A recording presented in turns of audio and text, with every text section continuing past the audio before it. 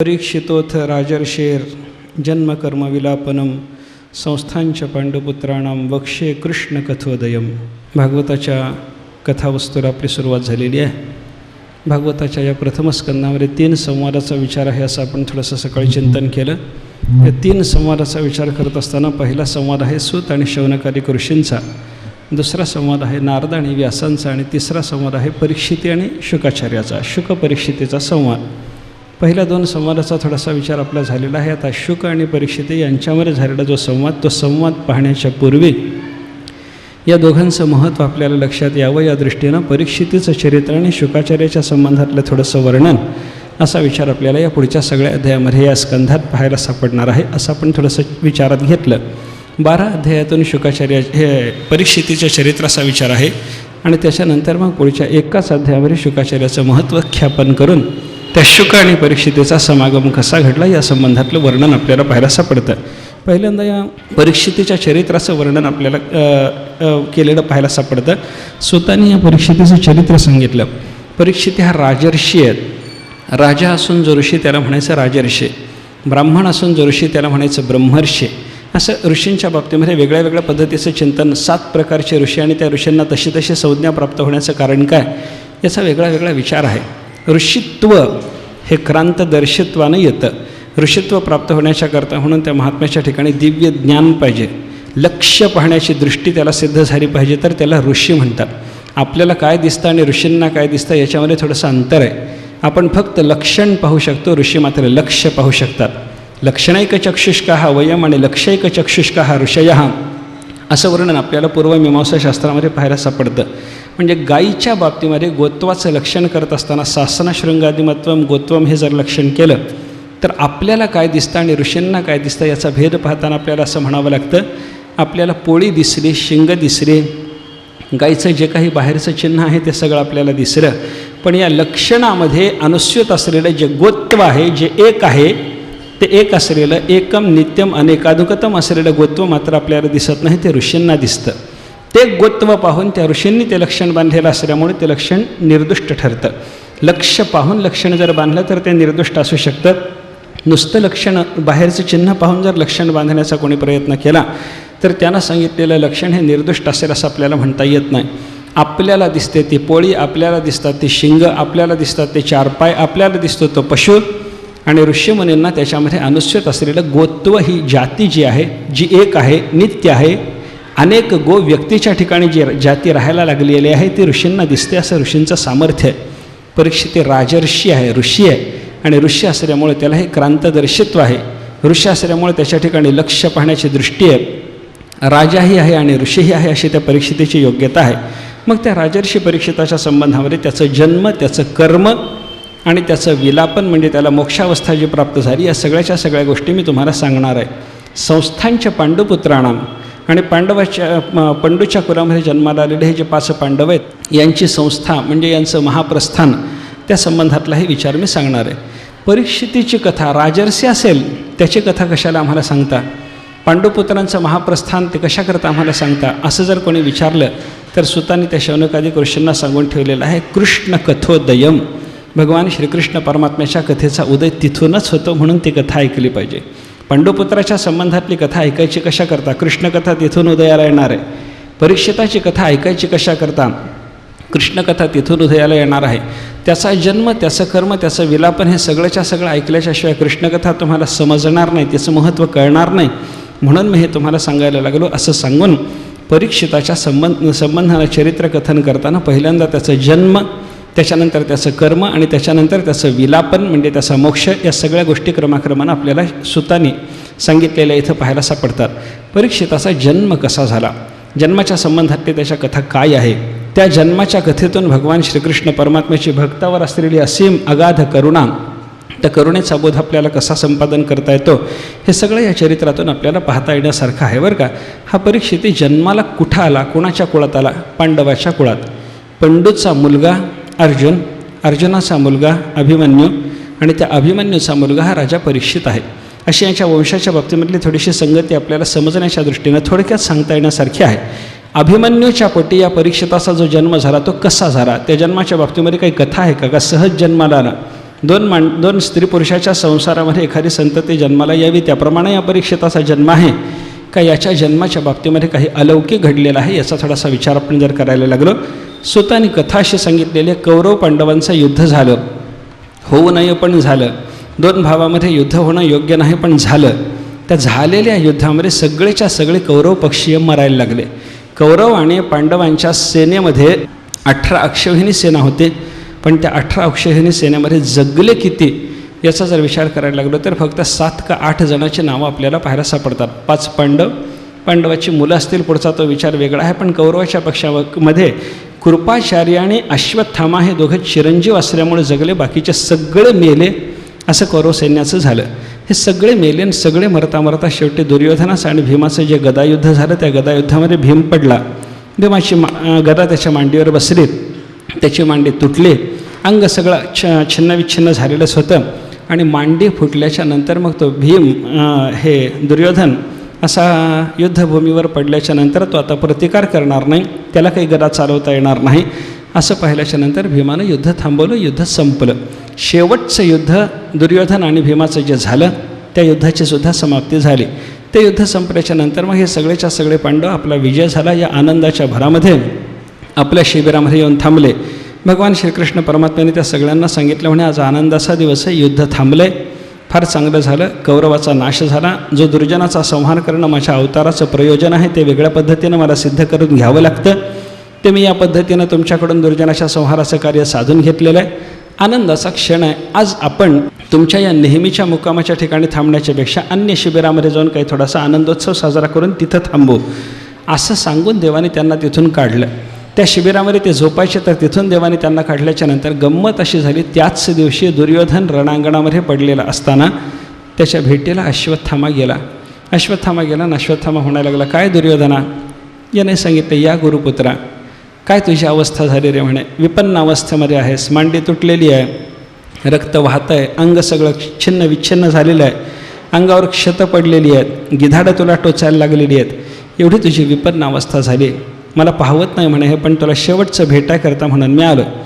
दुर्योधन आणि अश्वत्थामासे बोलत असताना अश्वत्थाम्यानं दुर्योधनाला सांगितलं, म्हणे दुर्योधना, तुला मी मागच सांगितलं होतं द्रोणाचार्य तुझे सेनापती होते तोपर्यंत ठीक, पण द्रोणाचार्यांचं सेनापतीपद संपल्याच्या नंतर ते सेनापतीपद क्रमानं माझ्याकडे यायला पाहिजे होतं, पण तो ऐकला नाही. कर्णाला सेनापती केलं, शल्याला पुढं सेनापती केलं, पांडवाचा मामा असलेला शल्य तुला सेनापती म्हणून चालला, कौरव तुला सेनापती, हे पांडवाचा एक मोठा भाऊ असलेला कर्ण तुला सेनापती म्हणून चालला, पण मला तू सेनापती केलं नाही. तू जर मला त्यावेळी सेनापती केलं असतंच तर मी तुला कौरवांना जिंकून दिलं असतं, हे पांडवांना जिंकून दिलं असतं, पांडव सगळे नष्ट करणं मला त्यावेळी शक्य होतं.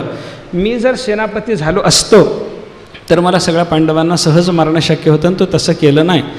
अजूनही तुझी जर इच्छा असली तर तू मला सेनापती पद दे, मी पांडवाला मारून येतो म्हणे. दुर्योधनाला मनोमन हसू आलं. तशा हे विपन्न अवस्थेत सेनाच नाही हा पती होतो म्हणतो, स्त्रीच नाही आणि मी नवरा व्हायची तयारी म्हणतो, बायकोच नाही आणि मी पती आहे म्हणण्याला जसा अर्थ नाही तसा सेना नसताना मी सेनापती होतो म्हणण्याला अर्थ नाही. दुर्योधनाने विचार केला, काही असं म्हणे सामर्थ्यशाली आहे, मूर्ख असला तरी सामर्थ्यशाली आहे, याच्या सामर्थ्याचा आपल्याला काही उपयोग करून घेता येतो का पाहावं. त्यांना दुर्योधनानं सांगितलं की म्हणे ठीक आहे, तुला सेनापती व्हायची हौस आहे ना, होय, तुला सेनापती केला म्हणे. कोणाचा सेनापती? कौरव सेनेचा सेनापती. कोण आहे सेनेमध्ये? एकटा दुर्योधन आहे. काय उपयोग त्याचा? युद्धभूमीत पडला आहे, काही उपयोग नाही, पण तुला आता सेनापती केला आहे, तेव्हा तू काय पांडवांना मारायच्या करता काय तुला करता येईल ते कर. यानं सांगितलं म्हणे निश्चित पांडव मेले समज, पांडवांना मारतो, त्यांची मस्तकं आणतो, तुला दाखवतो.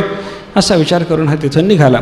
निघाल्याच्या नंतर यानं विचार केला तर पांडवांना मारण्याच्यासाठी म्हणून काय प्रयत्न करावा लागेल त्याचा विचार चालू असताना भगवंताला हे सगळं अंतर्ज्ञानानं कळालेलं असल्यामुळं हा आता रात्रीच्या वेळेला एका घुबडाला गुरु करून रात्रीचा मार्ग शोधत असा देवाने कयास बांधला. देवाला हे अंतर्दृष्टीनं लक्षात आलं. भगवान श्रीकृष्ण परमात्म्याने त्यांना तिथून त्या शिबिरातून काढलेलं आणि त्या ठिकाणी जिथं रोज पांडव झोपत होते त्या ठिकाणी पाचही पांडवाची द्रौपदीपासून झालेली जी मुलं होती. अश्वत्थाम्याला काही कळालं नाही, तो त्या शिबिरामध्ये आला, जिथं पांडव झोपायचे त्या स्थानी आला. पाहायला लागला तर पांडवाची मुलं द्रौपदीपासून झालेली ती सगळीच्या सगळी पांडवासारखी दिसत होते. झोपलेल्या अवस्थेमध्ये अंधाराच्या वेळेला त्या अश्वत्थाम्याला काही कळालं नाही. सगळ्यांचा शिरच्छेद अश्वत्थाम्यानं केला. झोपल्या जागी त्यांच्या माना कापल्या आणि त्यांची सगळ्याची मस्तकं घेऊन हा अश्वत्थामा युद्धभूमीवर जिथं दुर्योधन तळमळत पडला होता त्याच्याकडे गेला. दुर्योधनाला त्यानं हाक मारली आणि दुर्योधना, काय अश्वत्थामा आलो म्हणे, काय करून आलात? सेनापतीपद दिलंय ना, कर्तव्य बजावून आलो. काय कर्तव्य बजावलं? त्याने सांगितलं की म्हणे तुझ्या सगळ्या पांडवांचा मी नाश करून आलो. नाश झाला? झाला. मेले पांडव? मेले. मारलंस तू? मीच मारलं. ठीक आहे म्हणे, आनंद झाला. दुर्योधन म्हणायला लागला माझा प्राण कंठात आला म्हणे, मला बाकीच्या पांडवांच्यापेक्षा भीमाचं थोडंसं जास्त वैर आहे. त्या भीमाचं तेवढं मस्तक तुम्हाला जर दाखवशील तर बरं होईल. भीमाचं मस्तक म्हणून यानं जे मस्तक पुढं केलं ते भीमापासून द्रौपदीला झालेल्या मुलाचं मस्तक होतं. 5ही पांडवांच्या मुलांची मस्तकं पाहिल्याच्या नंतर दुर्योधनासारखा पाषाण हृदयी पुरुषसुद्धा द्रवरान म्हणायला लागला, काय अश्वत्थामा, आमच्या कुळाचा घात केला म्हणे. कौरव पांडवांच्या कुळाचा एकही तंतू आता तू जिवंत ठेवला नाहीस. तू कुलघाती ठरलास. आमच्या कुलाचा तुझ्याकडून संहार झाला. ज्या मुलांचं मला वैर नव्हतं, ज्यांच्यामुळं आमच्या वंशाचं सातत्य टिकणार होतं, ज्यांच्यामुळं आम्हाला सगळ्यांनासुद्धा पिंडोदक क्रिया प्राप्त होणार होत्या, अशा या मुलांचा तो संहार केला. आमच्या कुळाचा नाश झाला. आम्हाला पिंड देणारा कोणी राहिला नाही, आम्हाला उदक देणारा कोणी राहिला नाही, अशी तो आमची अवस्था केली. दुर्योधनसुद्धा त्या प्रसंगामध्ये अश्वत्थाम्याचा धिक्कार करायला लागला. अश्वत्थाम्यालाही कळालं. दुर्योधनाने याचा धिक्कार केला. माझ्यासमोरून बाजूला हो म्हणून सांगितलं. दुर्योधन तळमळत त्यानं प्राणत्याग केला. पुढं अश्वत्थाम्यानं विचार केला की म्हणे काय झालं म्हणे, पांडव म्हणून पांडवाची मुलं माझ्याकडून मेली. आता पांडव म्हणून पांडवाची मुलं माझ्याकडून मेली आणि पांडव मात्र जिवंत आहेत. ते पांडव काही मला सोडायचे नाहीत. ते मला काहीतरी शासन करतील, काहीतरी त्यांच्यापासून मला उपद्रव होण्याची शक्यता आहे असं लक्षात आल्याबरोबर तो तिथून पळाला. त्याचं पळणं चालू झालं आणि इकडं सकाळी उठल्याच्या नंतर या पांडवांना ह्या सगळ्या कळालं. द्रौपदीला कळालं की आपली मुलं मेलेली आहेत. मग आपली मुलं मेली हे कळाल्याच्या नंतर द्रौपदीला जो शोक झाला तो अनिवार्य शोक. तिथं त्या द्रौपदीचा शोक तिला सावरण्याकरता म्हणून सगळे पांडव वगैरे जेव्हा जमा झाले, अर्जुनानं द्रौपदीची ती शोकाकुल अवस्था पाहिल्याच्या नंतर त्या प्रसंगात तिथं प्रतिज्ञा केली म्हणे, ज्या अश्वत्थाम्यानं तुझ्या 5ही मुलांचा संहार केला त्या अश्वत्थाम्याला मारूनच घेऊन येतो म्हणे. त्याच्या मस्तकावर, त्याच्या प्रेताच्या मस्तकावर पाय ठेवूनच मग माझ्या या 5 पांडवांच्या मुलांची उत्तरक्रिया मग आपण पुढं करू म्हणे. असं नाही ते बोलला. प्रतिज्ञा केली, अश्वत्थाम्याला मारतो असं अर्जुन बोलला. अर्जुनाचं हे बोलणं ऐकल्याच्या नंतर मग भगवान श्रीकृष्ण परमात्म्याने अर्जुनाच्या करता त्याही प्रसंगात रथ सिद्ध केला. रथ सिद्ध करून भगवान श्रीकृष्ण परमात्म्याने अर्जुनाला सोबत घेतलं. अश्वत्थाम्याच्या पाठीमागं रथ लावला. आपल्याकडे येत असलेला हा अर्जुन पाहिला. अर्जुनाला पाहिल्याच्या नंतर याच्या अंतःकरणामध्ये भय निर्माण झाला. आता अर्जुनाच्यापासून मला उपद्रव होण्याची शक्यता आहे, म्हणून अर्जुनापासून आपलं स्वतःचं संरक्षण करून घेण्यासाठी या अश्वत्थाम्यानं ब्रह्मास्त्र सोडलं.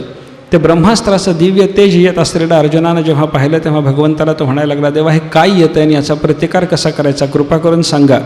भगवंताने सांगितलं, हे अश्वत्थाम्यानं सोडलेलं ब्रह्मास्त्र आहे. ब्रह्मास्त्राला आवरण्याच्या करता म्हणून दुसरं अस्त्र प्रतिकाराकरता देऊन चालत नाही. ब्रह्मास्त्रासाठी ब्रह्मास्त्र सोडावं लागतं आणि ते दोन्ही अस्त्र मिळून आवरावी लागतात. अशी त्या ब्रह्मास्त्राच्या बाबतीतली प्रतिक्रिया आहे. तेव्हा ती प्रतिक्रिया तुला केली पाहिजे. अश्वत्थाम्यानं ब्रह्मास्त्र सोडले पण त्याला ते आवरता येत नाही. त्यानं सोडलेल्या ब्रह्मास्त्राच्या करता म्हणून तुला दुसरं ब्रह्मास्त्र सोडावं लागेल आणि मग ती दोन्ही आवरून घ्यावी लागतील. उदाहरणानं याच्याकरता जुने लोक असं सांगतात, रानातून जाता जाता पायात जर काटा मोडला तर तो काटा काढायकरता दुसराच एक काटा घ्यावा लागतो, त्याच काट्याने तो काढावा लागतो आणि दोन्ही काठी टाकून द्यावे लागतात. तसं आलेलं ब्रह्मास्त्र त्याच्या प्रतिकाराकरता दुसरं ब्रह्मास्त्र सोडावं लागतं आणि ती दोन्ही आवरावी लागतात. असा प्रकार ब्रह्मास्त्राच्या बाबतीमध्ये आहे. अर्जुनाला भगवंताने ते ब्रह्मास्त्र सोडायला सांगितल्याबरोबर अर्जुनानं अश्वत्थाम्याचं येत असलेलं ब्रह्मास्त्र पाहून त्याच्या प्रतिक्रिया करता आपलं ब्रह्मास्त्र सोडलं. त्या ब्रह्मास्त्राच्या ती 2 ब्रह्मास्त्र सोडून दोन्ही ब्रह्मास्त्र आवरले. दोन्ही ब्रह्मास्त्रांचं आवरण झाल्याच्या नंतर अश्वत्थामा त्या तेजानं जो दिसत नव्हता तो एकदम जवळच दिसायला लागला, समोरच दिसायला लागला. अश्वत्थामा दिसल्याबरोबर अर्जुनानं त्याला धरलं मारायचं, पण अंतःकरणातला सद्गुरूच्या विषयीचा पूज्यभाव जागा झाला. अश्वत्थामा काही झालं तरी माझ्या गुरुचा मुलगा आहे, गुरुपुत्र आहे, ज्यांच्यापासून मी धनुर्विद्या घेतली, अश्वत्थाम्याच्या पित्यापासूनच मला धनुर्विद्या प्राप्त झालेली आहे. धनुर्वेद देणारे ते त्यांच्या कृपेनं मी शिकलो आणि त्यांच्याच मुलाला मारायचं, अर्जुनाला ते पसंत पडेना. अर्जुन धरू नये अश्वत्थाम्याला, पण त्याला मारण्याची त्याची प्रवृत्ती नाही. तेव्हा भगवान श्रीकृष्ण परमात्म्याने त्याला उस्कवायचा प्रयत्न केला. भगवान म्हणायला लागले, अश्वत्थाम्याला मार. अर्जुना, तू प्रतिज्ञा केलीस ना, मार अश्वत्थाम्याला, मारलं पाहिजे. आततायी आहे, आततायी न मायांतम हन्या देवा विचारयन नाततायी वधे दोषो हंतर्भवती कश्चन. जो आततायी आहे तो समोर आलेला पाहिल्याबरोबर त्याला मारलाच पाहिजे. आतताईला मारण्यामध्ये मारणाऱ्याला कोणत्याही प्रकारचा दोष नाही, त्याला पाप लागत नाही, असं शास्त्र आहे. आतताई कुणाला म्हणायचं? 6 लोकांना आतताई म्हणलंय. अग्निदो गरदश्चैव शस्त्रपाणीर धनापहा क्षेत्रदारापहर्ताच्या षडेते ह्याततायिनः आततायीन मायांतम हन्या देवा विचारयन. त्याला मारावंच. कोण आतताई? आतताई शब्दाचा अर्थ 6 प्रकाराने सांगताना असं म्हणलंय. अग्निदः, जाळण्यासाठी आपल्या अंगावर अग्नी टाकणारा, जाळायला अग्नी घेऊन येणारा आतताई. गरदः, आपल्याला मारण्याकरता विषपान करणारा आतताई. शस्त्रपाणीही, हातामध्ये मारण्याकरता शस्त्र घेऊन आपल्या अंगावर धावत आला आतताई. धनापहा, आपल्या सबंध आयुष्याला पुरू शकेल एवढा जो धनसंग्रह आपण आपल्याजवळ करून ठेवला होता तो सगळा हिरावून नेणारा. अग्निदो गरदश्चैव शस्त्रपाणीर धनापहा, धनहरण करणारा म्हणजे तुमचे 5 रुपये काढून घेतले खिशातले तर त्याला लगेच जीवे मारायचं नाही, तो आतताई नाही. तुमच्या सबंध जीवनाला पुरेल एवढा जो तुमच्याजवळ धनसंग्रह होता तो सगळा हरण केला, जीवे मारा, काही दोष लागणार नाही. धनापहा, क्षेत्रहर्ता आणि दाराहर्ता. आपली जी जमीन आहे, संपूर्ण जीवनाला पुरेल एवढी जमीन तुमच्याजवळ असताना ती जमीन त्यानं हरण केली, त्याला मारा. दाराहर्ता, बायकोचं अपहरण केलं एखाद्याने, मारा त्याला. नातताई वधे दोषः, या 6 आतताईंना मारायला परवानगी आहे. आतताईला मारलं तर कोणत्याही प्रकारचा त्या मारणाऱ्या जीवाला, मारणाऱ्या माणसाला आतताईला मारण्याच्या योगानं कोणत्याही प्रकारचं हिंसेचं पाप लागत नाही. मार हा आतताई आहे म्हणे. भगवंताने सांगितलं, अश्वत्थामा भले ब्राह्मण आहे पण आतताई आहे ना, मारलं पाहिजे. आतताई वधे दोष हंतर्भवती न कश्चन, न कोणताही दोष नाही, मार याला. भगवान मार मार म्हणतात पण अश्वत्थामा असा खाली मान घालून उभा. भगवंताने सांगितलं, ठीक आहे, अर्जुन मारणार नाही हे नक्की माहिती असल्यामुळं अर्जुनाच्या विशाल हृदयाचं जगाला प्रकटीकरण झालं पाहिजे, याच्याकरताच देवाने त्याला प्रोत्साहन देणं चालवलं होतं. त्यानं मारावं देवाचाही उद्देश नाही. अश्वत्थाम्यानं देवाचं काही बिघडवलं नाही. अश्वत्थामा चिरंजीव असल्यामुळे तो मरणार नाही हे देवाला पक्क ठाऊक आहे. पण मार मार म्हणण्याचं कारण काय? आपण मार म्हणून सांगूनही अर्जुन मारणार नाही. आपल्या मुलांची हत्या करणारा हा अश्वत्थामा असूनही त्याला मारण्याची अर्जुनाला बुद्धी होणार नाही. एवढा विशाल हृदयाचा माझा अर्जुन आहे हे जगाला कळालं पाहिजे, याच्याकरता देव त्याला प्रोत्साहन देत होते. अर्जुनानं काही ऐकलं नाही. शेवटी भगवंताने त्याला सांगितलं, धर म्हणे त्याला, बांध रथाला, मुसक्या बांध त्याच्या, घेऊन जाऊ द्रौपदीच्या समोर. तुला मारावं वाटत नसेल तर तिथं गेल्याच्या नंतर द्रौपदीचा शोक पाहून तुला पुन्हा मारण्याची बुद्धी होईल. उचल त्याला. भगवंताच्या म्हणण्यानुसार अर्जुनानं अश्वत्थाम्याला रथाला बांधलं, द्रौपदीकडं आणलं. बांधलेल्या अवस्थेमध्ये द्रौपदीच्या समोर तो अश्वत्थामा येऊन उभा केला. उभा केल्याबरोबर द्रौपदीचे पहिल्यांदा शब्द, मुच्यताम मुच्यतामेश ब्राह्मणो नितरांगुरुः. द्रौपदी बोलायला लागली, याला सोडा सोडा सोडा. कशाला बांधला म्हणे? अश्वत्थाम्याला बांधायचं काय कारण? याला सोडा, हा ब्राह्मण आहे, हा आपला गुरु आहे, सर्व वर्णाचा गुरु आहे, श्रेष्ठ आहे, ज्येष्ठ आहे, तुमच्या गुरुचा मुलगा आहे. गुरुवत गुरुपुत्रस्य असा नियम आहे. आपण गुरुच्या बाबतीत जे वर्तन करतो तसंच सगळं वर्तन गुरुपुत्राच्या बाबतीतही केलं पाहिजे. फक्त 2 गोष्टी शास्त्राने सांगितल्या. त्याचं उच्छिष्ट भोजन गुरुचं जसं करावं तसं गुरुपुत्राचं करू नये, बरं का. गुरुचंही करावंच नाही, केलं तर चालतं, गुरुपुत्राचं मात्र केलेलं चालत नाही. एकदम नियम असे काही थोडेसे अपवाराचे जर सोडले तर गुरुवत गुरुपुत्रस्य, जो सन्मान गुरुला, जसं गुरुशी वर्तन करायचं तसंच गुरुपुत्राशी वर्तन केलं पाहिजे. आणि तुम्ही याला बांधता. अरे ज्या द्रोणाचार्याच्या पासून तुम्ही धनुर्विद्या संपन्न झाला त्याच द्रोणाचार्याचा हा मुलगा गुरुपुत्र, याला तुम्ही बांधता. बांधू नका. मुच्यताम मुच्यताम, याच्याच बापापासून सरहस्य धनुर्वेदाचं ज्ञान तुम्ही घेतलं. याच्या बापाने याला जे शिकवलं नाही ते तुम्हाला शिकवलं. सुत निर्विशेष प्रेम तुमच्यावर केलं आणि त्या या अश्वत्थाम्याला, त्या गुरुच्या पुत्राला तुम्ही बांधून आणता. मुच्यताम मुच्यताम, याला सोडा सोडा. द्रौपदीचं हे बोलणं चालू असताना त्याच्या मुसक्या सोडल्यानं तो अधोमुख असा थांबला, लाजलेला. आपला अपराध झाला आहे, अपराध होऊ नये अर्जुन मारत नाही. अर्जुन जसा मारत नाही तसं द्रौपदीच्याकडून तरी तिचं स्त्रीचं हृदय, आईचं हृदय असतानासुद्धा तिच्याही मुखातून मला मारण्याची भाषा येत नाही. अश्वत्थामा लाजला, खाली मान घालून उभा आहे. भगवान श्रीकृष्ण परमात्मा तिथं उभे आहेत. द्रौपदी म्हणते सोडा, अर्जुनाला मारू नका म्हणते. भीम तिथं आला आणि भीमानं सांगितलं मारलंच पाहिजे याला. भीमाचं म्हणणं याला मारलं पाहिजे. अर्जुनाचं म्हणणं मारू नये, द्रौपदीचं म्हणणं मारू नये. द्रौपदी मारू नका म्हणते. द्रौपदीला कारण विचारलं, काय द्रौपदी? नाही देवा, याला मारायचं नाही. का मारायचं नाही? यानं तुझ्या मुलांचा नाश केला असेल, याला मारायचं नाही. मारायचं नाही. का मारायचं नाही? द्रौपदीनं कारण असं दिलं, माझ्या मुलांच्या मरणानं मला जसं दुःख झालंय तसं याच्या मरणानं याच्या आईला दुःख होऊ नये ही भावना आहे म्हणे माझी. मारोदीदस्य जननी गौतमी पतिदेवता. द्रोणाचार्याची भार्या कुर्पी, तिला या अश्वत्थामाच्या मातेला माझ्यासारखं दुःख होऊ नये. यथाहमृत वत्सार्था रोदिम्यश्रुमुखी मोहो. मला ज्याप्रमाणे संततीचा नाश झाल्यामुळं अनंत दुःख झालं, तशाच पद्धतीची दुःख वेदना ह्याच्या मातेला होऊ नये ही माझ्या अंतःकरणातली भावना आहे. मारू नका. एकतर ब्राह्मण आहे, दुसरा गुरुपुत्र आहे, तिसरं याच्या मातेला माझ्यासारखं दुःख होऊ नये ही माझी इच्छा आहे. म्हणून याला मारू नका म्हणे, याला मारू नका, मारू नका.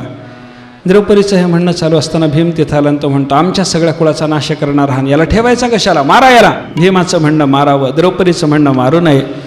भीम आणि द्रौपदी यांचं संघर्षाचं भाषण चालू असताना भगवान श्रीकृष्ण परमात्म्याला तिथं मध्ये उभं राहावं लागलं. परमात्मा मध्यभागात झाले. एका बाजूला भीम आणि एका बाजूला द्रौपदी. द्रौपदीला सांत्वना देणं आणि भीमाचं समाधान करणं, त्याला आवरणं, द्रौपदीच्या अंगावर जाण्यापासून त्याला आवरणं, या दोन गोष्टी एका वेळेला कराव्या लागल्या. म्हणून भगवान श्रीकृष्ण परमात्म्याने त्या प्रसंगात 4 हात प्रगट केले. देवाचं चरित्र असं जर आपण पाहायला लागलो तर कधी 2 हाताने देवाने लीला केल्या, कधी 4 हाताने लीला केल्या. ज्या लीला प्रसंगामध्ये चतुर्भुज होणं आवश्यक आहे त्या लीला प्रसंगात परमात्म्याने 2 बाहू अधिक प्रगट करून लीला केलेल्या आपल्याला पाहायला सापडतात. या प्रसंगात देवाने 4 हात प्रगट केले. 2 हाताने द्रौपदीला सांत्वना दिली. शांत राहा द्रौपदी, काही होणार नाही, अनिष्ट होणार नाही, तुझ्या इच्छेप्रमाणे होईल. भीमाला मात्र 2 हाताने आवरून धरून सांगितलं, भीमा ऐक, शांत राहा, तुझं म्हणणं खरं होईल, तुझं म्हणणं खरं होईल. काय करावं? भगवान श्रीकृष्ण परमात्म्याचं अर्जुनाला सांगणं चाललं होतं याला मार, द्रौपदीला सांगणं चाललं होतं तुझ्या म्हणण्यासारखं होईल, भीमाला म्हणणं चाललं होतं मेलाच पाहिजे अश्वत्थामा. काय खरं देवाचं? द्रौपदीला आणि अर्जुनाला म्हणतात मार, भीमाला म्हणतात तुझं खरं होईल, द्रौपदीला म्हणतात तुझं खरं होईल, मारलं जाणार नाही, शांत राहा. भगवान श्रीकृष्ण परमात्म्याचं असं सगळ्यांना सांत्वना देणारं, उत्तेजना देणारं असं वेगळं वेगळं भाषण जेव्हा चाललं, अर्जुन गोंधळात पडला. म्हटला देवा काय करू? करिष्य वचनं तव माझी प्रतिज्ञा आहे, तू म्हणशील ते मी करणार आहे, तुझी आज्ञा मला प्रमाण आहे, तू सांगशील ते करीन. पण या प्रसंगामध्ये देवा तू काय निश्चित आज्ञा मला करतच नाहीस. व्यामिश्रेणेव वाक्यानं बुद्धिमोहयसीव मे, हे जसं गीतेत केलं तसं इथेही चालू आहे. माझ्या बुद्धीला मोह निर्माण होण्यासारखं देवा बोलतात. देवाने सांगितलं हो अर्जुना, असंच केलं पाहिजे. काय करायचं? कुरु प्रतिश्रुतं सत्यम यत्तत् सांत्वयता प्रियां प्रियंच भीमसेनस्य पांचाल्याः मह्यमेव च. भगवंताने सांगितलं अर्जुना तुला एवढं सांभाळलं पाहिजे. काय? देवाने सांगितलं द्रौपदीला सांत्वना देताना तू जी प्रतिज्ञा केली ती खरी केली पाहिजे. म्हणजे अर्जुनानं काय प्रतिज्ञा केली? अश्वत्थामा मारेन, अश्वत्थामा मेला पाहिजे.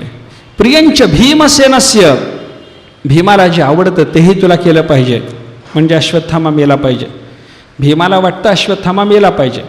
अर्जुनाची प्रतिज्ञा आहे अश्वत्थामा मी मारणार आहे, ती खरी झाली पाहिजे. पांचाल्याः, भगवंताने सांगितलं द्रौपदीला जे मान्य आहे ते झालं पाहिजे. म्हणजे अश्वत्थामा न मेला पाहिजे. भीम आणि अर्जुनाची प्रतिज्ञा या दोघाचा विचार जर आपण करायला लागलो तर अश्वत्थामा मेला पाहिजे.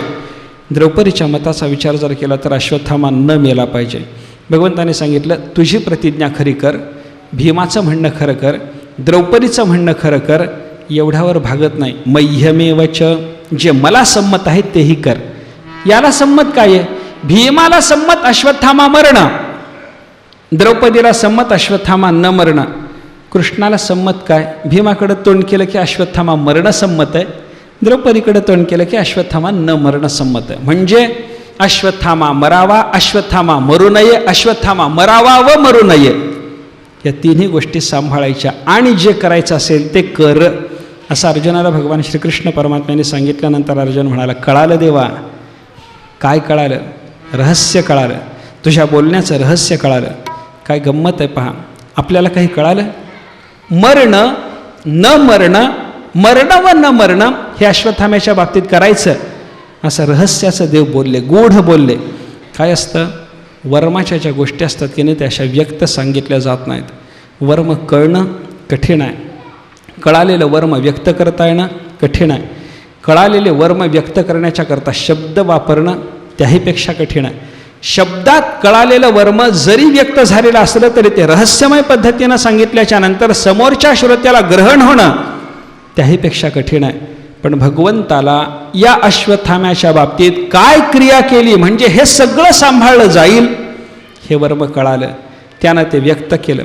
व्यक्त करण्याकरता शब्द वापरले, वापरलेले शब्द अर्जुनाला ऐकवले. अर्जुन म्हणतो कळालं, आता काय करायचं ते करतो. काय केलं असेल अर्जुनाने? अर्जुनाने त्या ठिकाणी अश्वत्थाम्याचे 5 पाट काढले. म्हणजे काय? अर्धी मिशी काढणं, मस्तकावर अशा अर्ध्या अर्ध्या केसांचा नाश करणं, याला 5 पाट काढणं म्हणतात. पाट काढणं, त्याच्याजवळचं सगळं जे काही असेल ते सन्मानाचं चिन्ह ते हिरावून घेणं, अशा पद्धतीनं जर केलं तर त्याचं ते मरणही होतं आणि न मरणही होतं. अर्जुनानं विचार केला, याच्या मस्तकावर मणी आहे, अश्वत्थाम्याच्या मस्तकावर असलेला तो मणी काढून घेतला आणि त्याला तिथून हाकललं. एखाद्या सन्मानाच्या पदावर आरूढ असलेल्या माणसाचा अपमान जर झाला तर तो त्याला मरणापेक्षा अधिक असतो. त्याचा अपमान झाल्यामुळं ते मरणही झालं आणि शरीरदृष्टीनं जिवंत राहणं असल्यामुळं ते जगणंही झालं. अश्वत्थाम्याच्या बाबतीमध्ये असा प्रयोग केल्याच्या नंतर अश्वत्थामा तिथून निघून गेला, त्याला तिथून घालवलं. अश्वत्थामा गेला, पण अश्वत्थाम्याच्या अंतःकरणावर थोडीशी चुटपुट राहिली. काय म्हणे? मला पांडवांनी अपमानित केलं, माझ्या मस्तकावरचं रत्न काढून घेतलं, माझे 5 पाट काढले, मला तिथून हाकललं, मला गुरुपुत्र म्हणून द्रौपदी संबोधत होती, गुरुपुत्र असल्यामुळं मला मारू नका, ब्राह्मण असल्यामुळं मला मारू नका, माझ्या आईला तिच्यासारखं दुःख होऊ नये म्हणून मला मारू नका, हे द्रौपदीचं म्हणणं चालू होतं तरी कोणी ऐकलं नाही. माझा अपमान व्हायचा तो झाला, मला तिथून घालवायचं ते घालवलं, माझं रत्न काढून घ्यायचं ते घेतलं. काय राहिलं? या जिण्याला काय अर्थ? पण चिरंजीव असल्यामुळे जगण्याच्या पलीकडे मी काही करू शकत नाही. असा विचार करता करता त्या अश्वत्थाम्याने ठरवलं, पांडवांचा द्वेष निर्माण झालेला अंतःकरणावर या पांडवांच्या नाशा करता, नाही पांडवच नाही, पांडवाचं कुल नष्ट करतो म्हणे. राहिलंच कोण होतं कुलामध्ये? अभिमन्यूसुद्धा मेलेला, फक्त 5 पांडव शिल्लक राहिलेले. फक्त त्या अभिमन्यूची भार्या जी उत्तरा होती तिच्या उदरामध्ये एक गर्भ होता, तोच हा परीक्षितचा गर्भ. अश्वत्थाम्यानं विचार केला, 5 पांडव आणि उत्तरेच्या गर्भामध्ये असलेलं ते लेकरू, या सगळ्याचा जर नाश केला तर संपलं म्हणे, यांचं अस्तित्व यांचं संपवून टाकायचं निश्चय त्यानं केला. 5 ब्रह्मास्त्र 5 पांडवाकरता सोडले आणि 1 ब्रह्मास्त्र त्या गर्भाच्या करता या अश्वत्थाम्यानं सोडलं. अशी 5 आणि 6 ब्रह्मास्त्र निघाल्याच्या नंतर पांडवांच्या दिशेनं निघालेली ती अस्त्र, त्यांचं ते दिव्य तेज पाहून पांडवांनी शस्त्रास्त्र सज्ज केली. ते भगवंताला म्हणायला लागले, देवा काय येते बघा, रक्षणाकरता आम्हाला काही व्यवस्था करावी लागेल का सांगा. परमात्म्याने सांगितलं, बाबा हे अश्वत्थाम्यानं सोडलेलं प्रत्येकाच्या करता सोडलेलं हे वेगळं वेगळं ब्रह्मास्त्र आहे, त्याचा नाश तुम्हाला करता येईल, कबूल आहे, पण मी माझ्या सुदर्शनानं तुमच्या या ब्रह्मास्त्राचा नाश करून देतो. परमात्म्याने त्या भक्तांच्यावर कृपा करून पांडवांच्यासाठी सुदर्शनानं अश्वत्थाम्यानं सोडलेल्या 5ही ब्रह्मास्त्रांचा नाश केला. 5 पांडवाकडे येत असलेली 5 ब्रह्मास्त्र 5 पांडवांना दिसल्यामुळं, पांडवांनी त्याच्या प्रतिक्रियेचा विचार केल्यामुळं भगवंताने सुदर्शनाच्या योगानं त्या ब्रह्मास्त्रांचा नाश केला. पण गर्भावर जे ब्रह्मास्त्र सोडलं होतं कोणी पाहिलं? कोणी नाही. गर्भाला कळालं का? कळालं नाही. ते ब्रह्मास्त्र गर्भामध्ये प्रविष्ट झालं, गर्भाला दाह करायला लागलं, गर्भाला असा यातना व्हायला लागल्या. उत्तरेच्या उदरामध्ये असलेल्या गर्भापर्यंत ते ब्रह्मास्त्र जाऊन पोचलेलं असताना आत होत असलेल्या, गर्भाला होत असलेल्या ज्या वेदना, त्या वेदनेचा परिणाम उत्तरेवर होईल की नाही? उत्तरेवर त्याचा परिणाम व्हायला लागला. भगवान श्रीकृष्ण परमात्मा एवढं सगळं करून तिथं उभे असताना उत्तरा धावत धावत भगवंताच्याकडे आली. भगवंताकडे येऊन धावत आल्यानंतर त्या उत्तरेनं सांगितलं, देवा तुम्ही निघालं. भगवान वस्तुतः निघालेले होते, द्वारकेला जायला निघालेले, तयारीत, रथ सिद्ध झालेला. पण पांडवांच्यावर आलेली ब्रह्मास्त्र पाहिल्याच्या नंतर देवानं जाण्याचा विचार तहकूब करून पांडवांचं रक्षण करण्याकरता सुदर्शनाची योजना केलेली. आणि अशा विचारात असताना झालं, ब्रह्मास्त्राचं निवारण झाले, आता मला जायला हरकत नाही असा देवाचा विचार चालू असताना उत्तरा त्या ठिकाणी आली. उत्तरा भगवंताला प्रार्थना करायला लागली, पाहि पाहि महायोगिन देवदेव जगतपते नान्यं त्वदभयं पश्ये यत्र मृत्युः परस्परम. मला तुझ्यापासून कोणी रक्षण करता दिसत नाही देवा, राखा रक्षण करा, मला वाचवा. उत्तरेचं हे बोलणं ऐकलं आणि भगवान श्रीकृष्ण परमात्मा म्हणायला लागले, काय म्हणे 5 सासरे तुझे इथं उभे आहेत आणि इथं तू असा आक्रोश करत येतेस, काही मर्यादेचं भान. उत्तरा म्हणाले, देवा मर्यादेचं भान ठेवायची वेळ नाही. का? माझ्या उदरामध्ये गर्भ आहे, मला वाचवा देवा. वाचवा म्हणल्यानंतर भगवान म्हणायला लागले, मरशील तर काही बिघडलं का? तुझा नवरा मेला अभिमन्यू, तुझ्या जगण्याला आता अर्थ राहिलेला नसताना तुला जगण्याची आशा, जीविताशा, काय कारण? मेलीस तर हरकत नाही. भगवंताला तिनं सांगितलं, देवा मी माझ्याकरता बोलत नाही. मग कौरव आणि पांडव या सर्वांच्या वंशाचा एक तंतू माझ्या उदरामध्ये राहतोय आणि त्याच्या नाशाचा प्रसंग ओढवला. भगवान एकदम चाट पडले. देवाने विचारलं, काय? माझ्या उदरात देवा गर्भ आहे माहिती आहे. अश्वत्थाम्यानं जे ब्रह्मास्त्र सोडले त्या माझ्या उदरात दाह व्हायला लागला. देवा या बालकाचं रक्षण करा, कौरव पांडवांच्या वंशाचा तंतू जगला पाहिजे अशी व्यवस्था करा, रक्षण करा. पाही हे उत्तरेचं भाषण ऐकल्याच्या नंतर भगवान श्रीकृष्ण परमात्म्याने सांगितलं, काळजी करू नको, रक्षण करतो, गर्भाचं रक्षण करतो. पण माझं असं आहे, मला काहीतरी घेतल्याशिवाय कोणालाही काही द्यायची सवय नाही. घेसी तेव्हा देसी आयसा अससी उदार. घेतल्याशिवाय देणं देवाला ठाऊक नाही, घेतल्याशिवाय त्याला काही देता येत नाही. द्रौपदी म्हणाली, देवा आता काय द्यायचं? उत्तरा म्हणते, माझ्या गर्भाचं रक्षण करण्याकरता देवा तू सिद्ध आहे म्हणतोस, पण काहीतरी दे म्हणतोस, देऊ काय? भगवंताने सांगितलं, रक्षण कोणाचं करायचं आहे?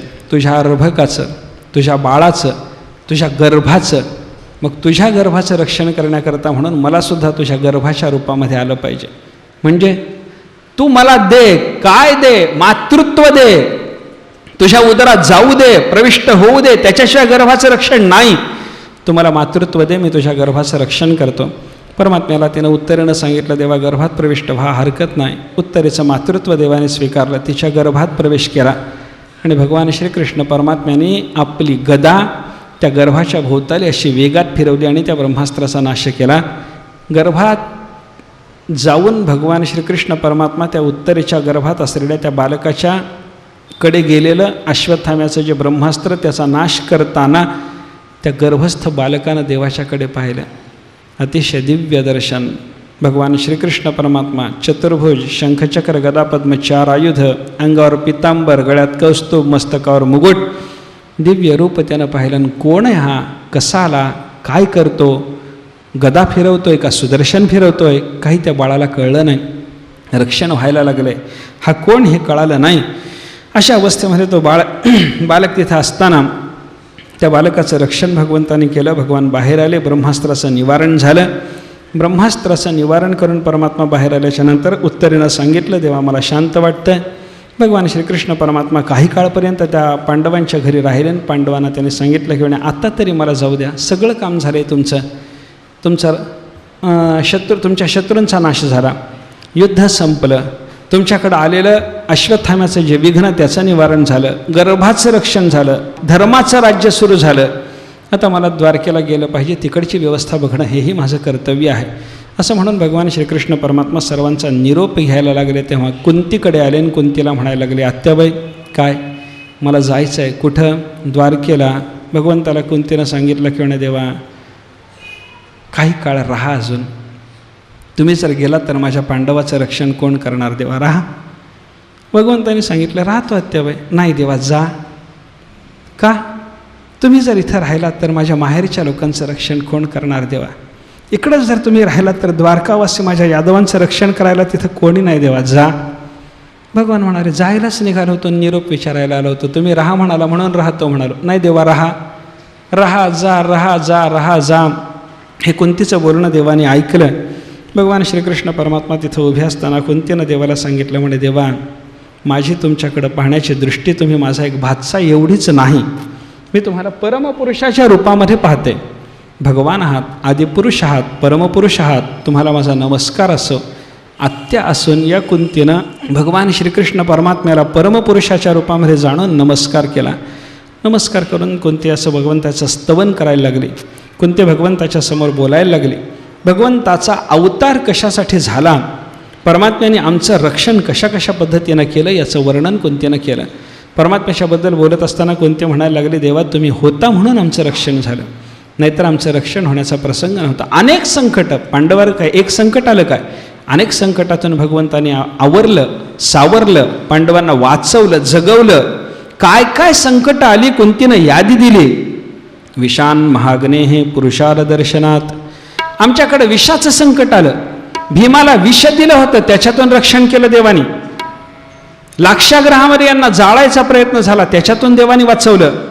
हिडिंबासारखा राक्षस अरण्यामध्ये हिंडताना यांच्याकडे आला, त्याच्यातून रक्षण झालं. असत सभा दुर्जनाची, कौरवांची ती सभा, त्या सभेत द्रौपदीची विटंबना होत असताना तिथं भगवंतानी वस्त्र देऊन द्रौपदीचं रक्षण केलं. वनवास कृच्छ्रतः, वनवासामध्ये असताना अनेक यातना भोगाव्या लागल्या, त्याच्यातून देवाने रक्षण केलं. मूर्धे मूर्धे अनेक महारथास्त्रतः, अनेक युद्ध झाली आणि त्या अनेक युद्धांमध्ये अनेक महारथींच्याकडून पांडवावर आलेली जी अनेक महाअस्त्र, त्यांच्यातूनही भगवंतानी रक्षण केलं. आत्ताचं पहा म्हणे कुंती म्हणते, या अश्वत्थाम्यानं आमच्याकडं पाठवलेली जी ब्रह्मास्त्र, त्या ब्रह्मास्त्रातूनही हरे अभिरक्षिता, आमचं तू रक्षण केलं. तू आहेस म्हणून आम्हाला रक्षण आहे देवा, तू नसशील तर रक्षण राहणार नाही. आमचं रक्षण होण्याकरता तू हवास. ठीक आहे, राहतो. नाही देवा, जा. द्वारकावासींचंही रक्षण झालं पाहिजे, याच्यासाठी तुम्हाला तिकडं गेलं पाहिजे. भगवान म्हणायला लागले, आत्याबाई राहू जाऊ काय म्हणणं. नाही देवा, तुमचा अवतारच ज्या कार्यासाठी आहे ते अवतार कार्य तुमचं चालूच आहे. तुम्ही कशासाठी निर्माण झाला याच्याबद्दल वेगळ्या वेगळ्या लोकांचं म्हणणं वेगळं वेगळं आहे. केचिदाहो रजंजातम पुण्यश्लोकस्य कीर्तये यदोह प्रियस्यान्ववाय मलयस्येव चंदनम. मलय पर्वतावर निर्माण झालेला चंदन, मलय पर्वताची कीर्ती जगात पसरवण्याकरता जसा निर्माण झाला, तसा यादवाच्या वंशामध्ये निर्माण झालेला हा भगवान श्रीकृष्ण परमात्मा यदुकुलाची कीर्ती जगात पसरवण्याकरता आला. काही लोकांचं म्हणणं केचिताहु हो, काही लोक असं म्हणतात. काही लोकांचं म्हणणं काय, अपरे वसुदेवस्य देवक्याम याचितोभ्यगात अजस्त्वमस्य क्षेमाय वधाय च सुरद्विषाम. दुसऱ्या लोकांचं असं म्हणणं आहे, वसुदेव आणि देवकीनी पूर्वकल्पामध्ये भगवंतानी आमच्या ठिकाणी संतती रूपानं प्रगट व्हावा अशी प्रार्थना केल्यामुळं देवा तुम्ही त्यांच्याकडे आला. काही लोकांचं म्हणणं असं आहे, नाही, साधूचं रक्षण, दुष्टाचा विनाश हे भगवंताचं अवतार कार्य आहे, ते करण्याकरता परमात्मा आले. काही लोकांचं म्हणणं असं आहे की पृथ्वीचा भार दूर करण्याकरता आले. काही लोकांचं म्हणणं असं आहे, भवेस्मिन् क्लिश्यमाणानां अविद्या कामकर्मभिः श्रवणस्मरणार्हानि करिष्यन्निति केचन. काही लोकांचं म्हणणं असं आहे, या जगामध्ये अविद्या काम कर्म इत्यादी दोषांनी क्लेश भोगत असलेले जे जीव, त्या अल्पज्ञ अल्पशक्ती जीवांना उद्धारासाठी कठीण साधना करणं शक्य नाही, म्हणून त्यांनाही परमात्म्याच्या संबंधानं श्रवण कीर्तन करता यावं, अशा सामान्य प्राकृत पुरुषासारख्या लीला कराव्यात, यासाठी देवा तुमचं प्राकट्य झालं. सगळं करतात देवा. दुर्जनाचा संहार चालूच आहे, सज्जनाचं रक्षण चालूच आहे. अविद्या काम कर्माधिकाने दूषित असलेल्या जीवांच्या उद्धाराच्यासाठी लीला करणं चालूच आहे. काय करत नाहीत देवा. यदूची कीर्ती पसरवताच आहात. वसुदेव देवकीचं मनोरथ पूर्ण करणं चालूच आहे. सगळं करता. अजून एक कुंती बोलली, भगवन तुमचं असं आहे काय, तथा परमहंसानां मुनीनां अमलात्मनां भक्तियोग विधानार्थम कथम पश्यमहि स्त्रियाः. आमच्यासारख्या सामान्य स्त्रियाला देवा तुमचं ज्ञान कसं व्हायचं. अरे जे परमहंस पदवीला प्राप्त झाले असे जे अमलात्मा मुनी, त्यांनाही भक्तीचं वेड लागावं याच्याकरता तुम्ही प्रगट झाला. तेव्हा अवतार यासाठी आहे, त्यांना भक्तियोगाचं वेड लागावं. कोण? परमहंसानाम मुनीनाम अमलात्मनाम भक्तियोग विधानार्थम. जे परमहंस पदवीला प्राप्त झाले, परमार्थातल्या या 2 पदव्या आहेत बरं का, हंस आणि परमहंस. हंस कोणाला म्हणतात? दूध आणि पाणी एकत्रित मिसळून ठेवल्याच्या नंतर ज्याला ते वेगळं करता येतं त्याला हंस म्हणतात बरं का. त्याप्रमाणे आत्मा अनात्मा हा विवेक ज्याला करता येतो त्या स्थितीला प्राप्त झालेला महात्मा, त्याचं नाव आहे हंस. ज्ञानोबरायांनी 15व्या अध्यायात म्हणले पहा, अनात्मवर्ग नीर सांडोनी आत्मरसाचे क्षीर चरता तिजे सविचार राजहंस. चाचूचे नि सांडसे खांडीचे पयपाणी राजहंसे. चोचीनं दूध आणि पाणी मिसळून ठेवल्याच्या नंतर त्याच्यातलं फक्त दूध घेणं, पाणी भांड्यात शिल्लक ठेवणं, म्हणजे गवळ्याचा धंदा चालू न देणं, हे काम करणारा त्याला म्हणायचं हंस. हंस कोण? विवेचन त्याला साधले. अनात्मवर्ग नीर सांडून टाकतो, आत्मरसाचं क्षीर घेतो हंस. परमहंस कोण? आत्मा अनात्मा हा विवेक ज्याला साधला तो हंस. आणि या विवेकाच्या नंतर उपलब्ध झालेला जो दुधाच्या रूपातला आत्मा, तो क्षीरसागर रूपी परमात्म्याशी एक करण्याचं ज्याला साधलं त्याला म्हणायचं परमहंस. विवेक ज्याला झाला, विवेकाच्या भूमिकेत जो आहे, आत्मा अनात्मा वेगळे एवढंच ज्याला कळालं तो हंस. आणि अनात्म्यापासून वेगळा असलेला आत्मा ब्रह्मरूप आहे हे ज्याला कळालं तो परमहंस. अद्वैत साक्षात्कार ज्याला झाला तो परमहंस. असे जे परमहंस पदवीला प्राप्त झाले, मननशील आहेत, अमलात्मा आहेत, अत्यंत शुद्ध अंतःकरणाचे आहेत, अशाही महात्म्यांना, ज्ञाननिष्ठ महात्म्यांनाही भक्तीचं वेड लागावं याच्याकरता देवा तुम्ही प्रगट झाला. आमच्यासारख्या सामान्य स्त्रियांना देवा तुमचं स्वरूप काय कळावं. कुंती बोलते, मी आत्या आहे देवा तुमची, नाता असेल, तुमच्या बापाची बहीण आहे, मोठेपण आहे, मला बोलता तुम्ही आत्या म्हणता, पाया पडता, सगळं खरे देवा, पण कथम पश्येमहि. परमहंस पदवीला प्राप्त झालेल्या महात्म्यांच्या करता तुमचं प्राकट्य, आम्ही काय जाणावं देवा तुम्हाला. स्वरूप तुमचं कळणं शक्य नाही. जाऊ द्या म्हणे आत्याबाई, ते सगळं राहू द्या, राहू की जाऊ सांगा, तुम्हाला काय पाहिजे सांगा. कुंतीनं भगवंताला सांगितलं म्हणे देवा एक करा म्हणे. काय? विपदस्संतु न शाश्वत तत्र तत्र जगद्गुरो भवतो दर्शनम यत् स्यात् अपुनर्भव दर्शनम. भगवान एक करा म्हणे. काय? काय पाहिजे आत्या? आमच्यावर संकटच संकट पाठवा देवा. कशा करता? आजपर्यंत भोगलेल्या संकटाने समाधान झालं नाही का? संकटाची मागणी कशाला? विपदस्संतु न शाश्वत तत्र तत्र जगद्गुरो. संकटच पाहिजे म्हणते सत्य. का? भवतो दर्शनम यत् स्यात्. कोणते म्हणते देवा आमच्याकडे संकट आलं म्हणजे त्या संकटात आमचं रक्षण करण्याकरता धावत तुम्ही येता, दर्शन होतं म्हणे तुमचं. अपुनर्भव दर्शनम.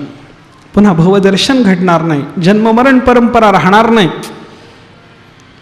अशी जन्ममरण परंपरा थांबण्याकरता लागणारी तुमच्या दर्शनाची व्यवस्था देवा आम्हाला उपलब्ध व्हावी, याच्याकरता संकट द्या. भगवान हसायला लागले. धन्य आत्याबाई तुमचे. भगवत दर्शनाची एवढी तीव्र ओढ असल्याशिवाय परमात्मा दर्शनही देत नाही, आणि त्याच्या दर्शनाच्या शिवाय भव परंपरा थांबतही नाही. कुंतीच्या अंतःकरणामध्ये देवाच्या दर्शनाची वारंवार सतत डोळ्यासमोर भगवान असलेच पाहिजेत ही भावना. ठीक आहे आत्याबाई, तुमच्याकडं दर्शनाची व्यवस्था काहीतरी करू, मी जाऊ की राहू सांगा.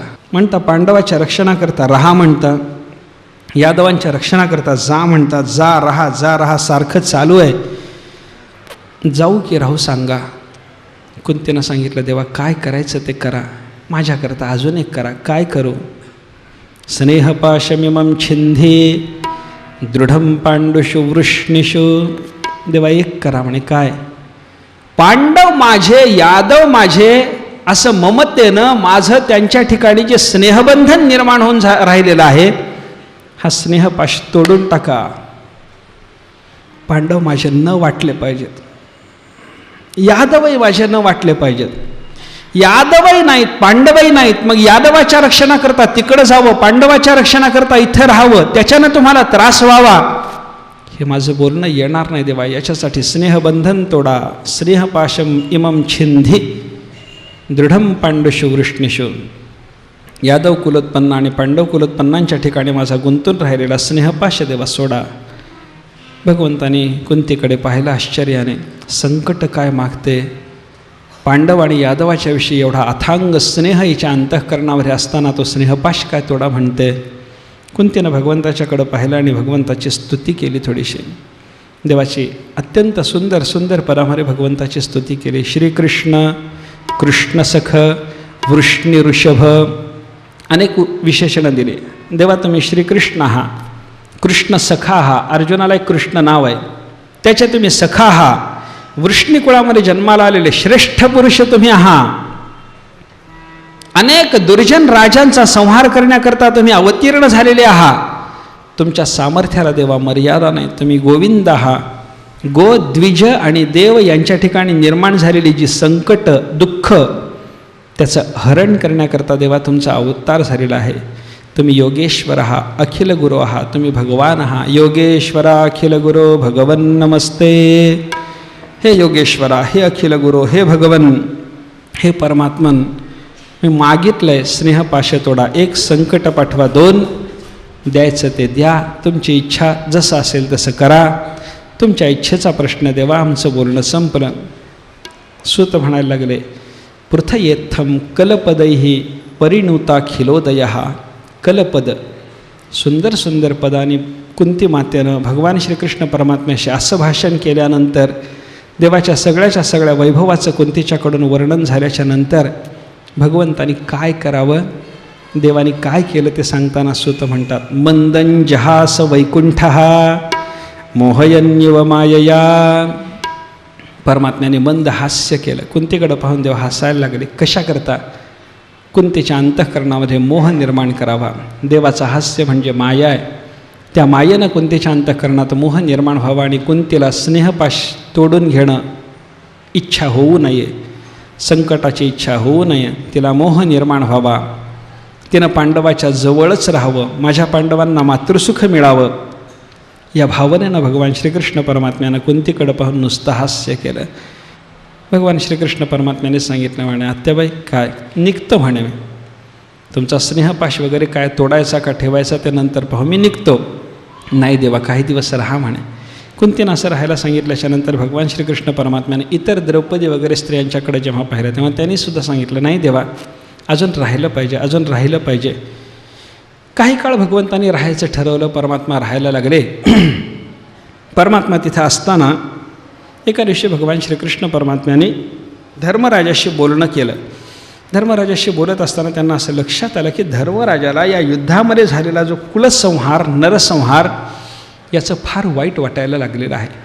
आणि या कुलसंहारासाठी, नरसंहारासाठी प्रायश्चित्त म्हणून आपल्याला काहीतरी केलं पाहिजे असं धर्मराजाच्या मनामध्ये आहे.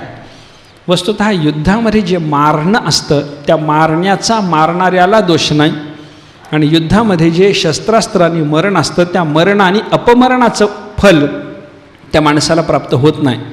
एरवी युद्धा वाचून जर शस्त्राधिकारी जर मेला तर ते दुर्मरण झालं. त्याचं प्रेत जाळायच्याकरता सुद्धा अगोदर काही प्रायश्चित्त विधी दिला, मग त्याचं प्रेत जाळता येतं. दुर्मरणाचा परिणाम चांगला नाही. शस्त्राधिकाऱ्यांनी मारलं जाणं चांगलं नाही, पण युद्धात जर शस्त्रांनी मारला गेला, हतो वा प्राप्स्यसि स्वर्गम, युद्धात जर मारला गेला तर त्याला स्वर्ग मिळतो, हे फल आहे. युद्धात मरणं चांगलं. युद्धात मारणारा त्यालाही दोष नाही, कारण ते त्याचं स्वकर्म त्यानं केलं आहे. उपस्थित झालेलं जे युद्ध, त्या युद्धामध्ये प्रवृत्त होऊन क्षत्रियानं युद्धात समोर उभा असलेला शत्रू मारला, दोष नाही. न मारला तर दोष आहे, न मारला तर दोष आहे. अर्जुनाला भगवंताने त्याच्याकरता तरी युद्धामध्ये पुन्हा प्रवृत्त केलं आणि त्याच्याकडून एवढा मोठा संहार करून घेतला. भगवान श्रीकृष्ण परमात्मा म्हणतात, काय धर्मराज, नाही देवा, एवढा कुलसंहार झाला, युद्धात झालाय. नाही पण झाला ना देवा, झाला तर झाला, युद्धात झालाय ना. जे शास्त्र हिंसेने दोष सांगतं तेच शास्त्र युद्धामध्ये झालेल्या हिंसेने दोष नाही असं जर सांगत असेल, चिंतेचं काय कारण. पण धर्मराजाच्या अंतःकरणाचा औदासीन्य जाईना. भगवंताने सांगितलं ठीक आहे, तुमचं औदासीन्य जात नसेल तर मग एखादा यज्ञ वगैरे आपण करू. याने सांगितलं काय चाललं आहे म्हणे, हिंसेचं पाप घालवायचं पुन्हा यज्ञात हिंसा करायची. यथा पंकेन पंकांभा, अंगाला लागलेला चिखल धुवायचा आहे आणि चिखलाच्याच पाण्यात चाललात परत, कसं व्हायचं. भगवंताने विचार केला, या धर्मराजाच्या अंतःकरणामध्ये निर्माण झालेला हा जो व्यामोह आहे दूर केला पाहिजे. आपल्याकडून चूक झाली, युद्धात आपण नरसंहार कुलसंहार केला, याचं जे शल्य याला आहे, धर्म कळत नसल्यामुळं हे शल्य आहे. खरं धर्माचं स्वरूप याला कळालं नाही, ते कळवून द्यावं देवाच्या अंतःकरणातला विचार. तसं तर भगवंताने सांगितलं असतं तरी रहस्य कळालं असतं धर्माचा धर्मराजाला, पण भगवंताने विचार केला याला रहस्य जाणवून देणं हेही साधावं. भीष्माचार्य तिकडे शरपंजरी पडलेत, त्यांना आपण काही कालपर्यंत थांबायला सांगितलं. युद्धामध्ये 10 दिवस सेनापतीपद सांभाळून भीष्माचार्य असे शरपंजरी पडलेले. शरपंजरी पडलेल्या भीष्माला भगवान भेटायला गेले होते त्याच दिवशी रात्री. ज्या दिवशी भीष्माचार्य शरपंजरी पडले त्याच दिवशी रात्री. कौरवपांडवाच्या युद्धाचं हे वैशिष्ट्य आहे, दिवसभर युद्ध चालायचं आणि रात्रीच्या वेळेला नातेसंबंधाचा विचार करून त्यांना भेटायला जाणं घडायचं. ज्याच्यावर दिवसा शस्त्र चालवली तो संबंधातला असेल तर रात्रीच्या वेळेला त्याची चिकित्सा करायला जायचं, चौकशी करायला जायचं, मदत करायला जायचं. अर्जुनानं बाण मारलेले, शरशय्येवर अर्जुनानं भीष्माचार्याला पाडलेलं, पण अर्जुन, भगवान श्रीकृष्ण परमात्मा, बाकीचे सगळे पांडव भीष्माचार्याला भेटायला गेलेले. भीष्माचार्याशी पडले. दुर्योधन वगैरे सगळे कौरव उपस्थित आहेत, पांडव उपस्थित आहेत. भीष्माचार्याच्या मानेला असा थोडासा हेलकावा बसत होता, मान लटकती होती. भीष्माचार्याने सांगितलं, अरे कोण आहे रे? आम्ही सगळे आहोत म्हणे. कोण कोण आहात? कौरव पांडव सगळे आहोत. माझी मान लोंबते रे म्हणे, काहीतरी व्यवस्था करा. शरशय्येवर पडलो, मान लोंबती आहे, काहीतरी व्यवस्था करा. दुर्योधनानं तक्के, उषा, लोड हे सगळे आणायचा प्रयत्न केला. भीष्माचार्याने सांगितलं, नाही दुर्योधना, याची गरज नाही. माझी जशी शय्या आहे तशी उशी पाहिजे.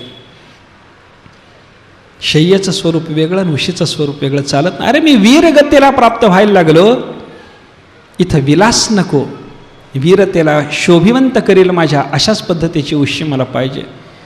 अर्जुनानं लगेच बाण काढला आणि खसखंड डोक्यात मारला. भीष्माचार्याला पाहिजे होती तशा पद्धतीची उशी मिळाली, समाधान झालं. बरोबर आहे म्हणे, ही उशी पाहिजे होती.